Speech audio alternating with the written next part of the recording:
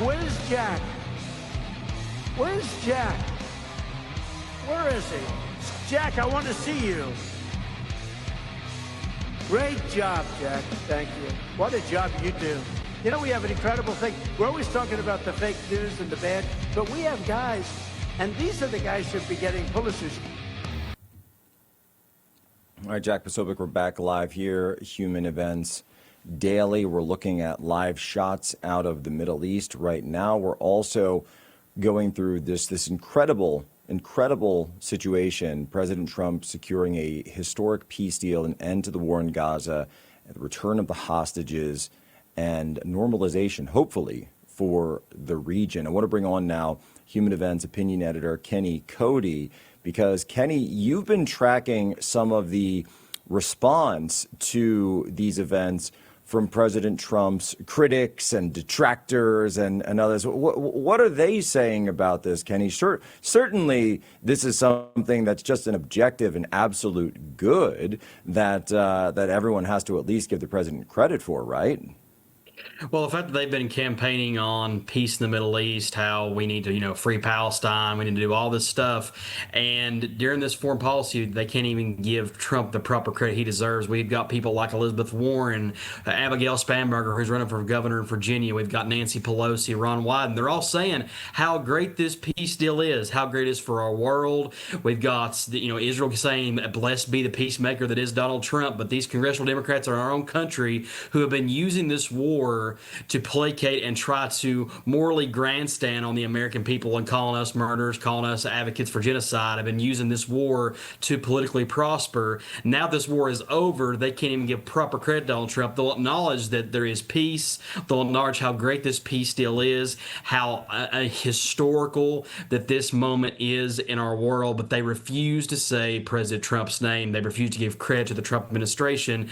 And I've got just a three-word answer, or a three-word request. Say his name. Say President Trump's name. I want these congressional Democrats who have been using this war to fundraise, they've been using this war for their political campaigns, get on social media, get on television, and say, thank you, President Trump. Just say his name. Say any Trump administration official's name or the president himself's name when you're talking about this peace deal, because he brokered it. He's the one who stayed up all those countless hours, all those countless minutes, all of those sleepless nights advocating for this peace deal to be had. All you have to do is say his name. And I challenge Democrats, I challenge the left, get on social media, get on television, and get in your emails and say, thank you, President Trump. Just say his name. That's all we're asking. Well, it's really amazing, right? And this is something where, of course, the polarization that we've been talking about for the last couple of weeks really comes to play here, because you've got something where President Trump is able to come in, and this was something, Kenny, that he directly campaigned on. He said, I will end these wars without putting American troops in harm's way. And he's done it. He's done exactly that which he campaigned for. He said, I'm not going to need to put American troops in harm's way. I'm not going to need to deploy soldiers and airmen and all of this. He said, I'm going to end the situation in Gaza, which was one of the biggest ones. Now, obviously, also Ukraine, Russia is out there. But the fact that they won't even say his name, they'll say it's a great thing that it happened. It's an incredible thing that it happened. But they won't name the man who did it. I think it's just something that's going to fall on deaf ears, honestly. I think this is so big and so historic, and President Trump being front and center in all of it. You've got people cheering his name in Tel Aviv. I don't think they're going to be able to win this one, man. No, I don't either. I mean, when you have Western leaders who are giving him credit, the people in Israel, all those in the Middle East that are saying thank you, Donald Trump, for being the peacemaker in this situation, if the entire Western world and even some of the Eastern world are going to give him credit, I think the Palestinian prime minister actually got in a press conference a few minutes ago, or about an hour ago, and nominated him for the Nobel Peace Prize.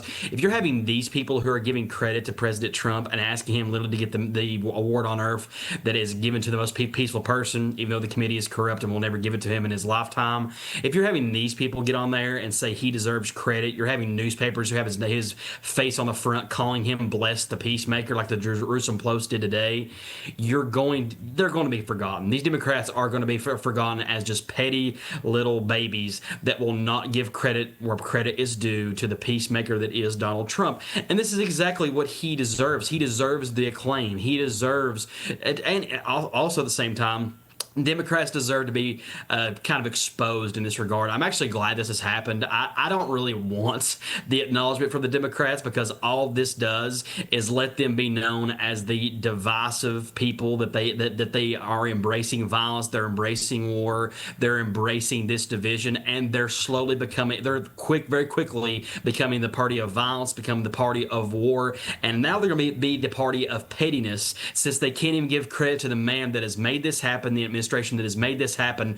Biden couldn't do it. Obama couldn't do it. No president of the last few decades could have peace in the Middle East like Trump has got to the start of this phase one, to the rest of these phases to fall into place, and for every country in the Western world to give Donald Trump credit for the peace that he has brought to the Middle East. The fact that the Democrats in his own country cannot give him the credit and his enemies overseas are giving him credit is mind-blowing, but it should be noticeable to us, be noticeable to the American people, and be noticeable to voters when they go to the ballot box next November. That's such a good point, Kenny Cody. The idea that you have foreign leaders in parts of the world that are no friend of the United States are giving President Trump the credit for this, but his own countrymen, his own fellow countrymen in the political opposition simply won't admit it. It's really fantastic. Kenny, while I have you, I did want to also ask about something I said earlier today that I think is important, and I think you'll agree with me, but I want to get your thoughts on it. That one thing that I'd like to hear more of, and of course this is the phase one part of the deal, so there's different phases that come in. I want to see protections, and this is on a personal level, in any deal that comes out, I want to see protections for the Christian population in these areas. That's something that's very important to me, and I think it's very important to a lot of Americans.